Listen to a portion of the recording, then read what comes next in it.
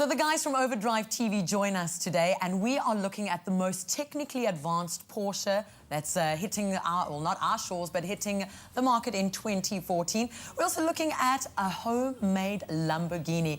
Morning, guys. Nice to have you on Expresso. Hi there, Lisa. How's it? Please start with my favorite car in the world. I knew you'd love this story. So, alrighty, so Porsche are about to bring out this. It's the first Porsche that I've been drooling over in a really long time. It's called the 918 Spyder.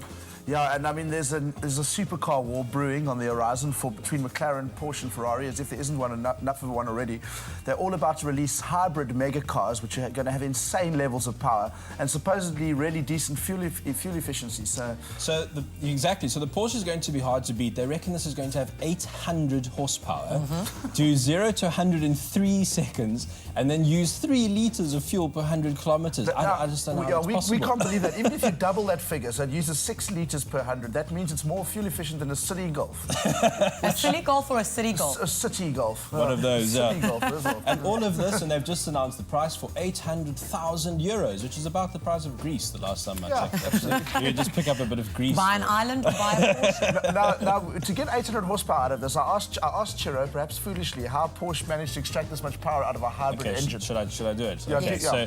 So basically, underneath the front seat, there's this thing called a flux capacitor.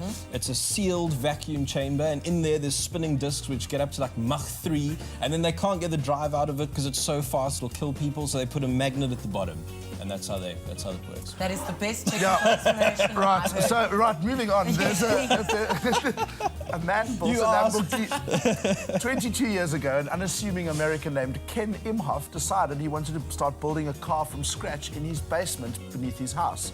Right, this is completely under his house. So the one question I need to ask first is, does he have a door or garage leading out? Well, there we go. You see, that's the crux of the matter. So the car he chose to build was a Lamborghini Countach, which is the maddest supercar ever made, mostly because it was completely undrivable, completely unreliable, and it looks like it was sent from space. And it was always one of those trading cars that we used to play with. Yeah, trump cars. Yep, the trump card. Yeah, exactly. It's one of the best you could get.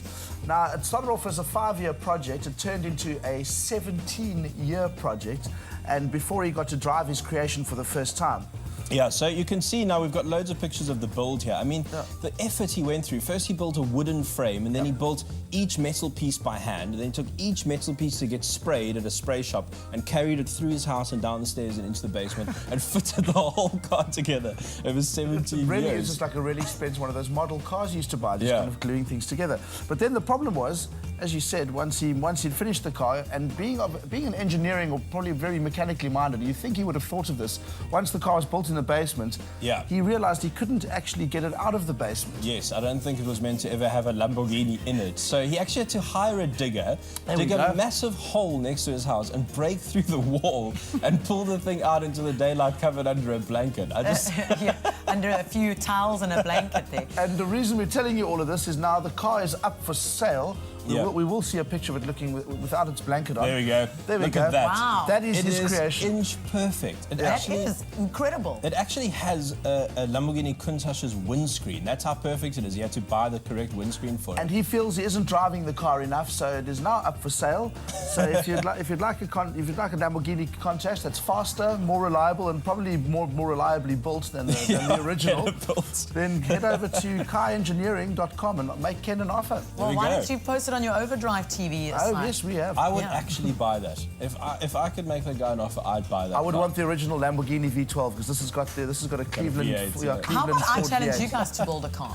Well, 17 years time, we're going to have to come back on Expresso and show you what we built. And it would be undrivable if I built it. It wouldn't have that thing Chiro was talking about in the Porsche with the magnets and the vacuum. You can explain that to us one more time again. No, rather not, because it could confuse our car enthusiasts. Guys, thank you so much for joining us on Expresso. Remember, you can tweet them at Overdrive TV on Twitter.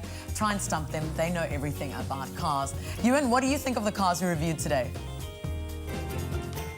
With a range of quality products guaranteed nationally, you'll always find there's so much more to Midas.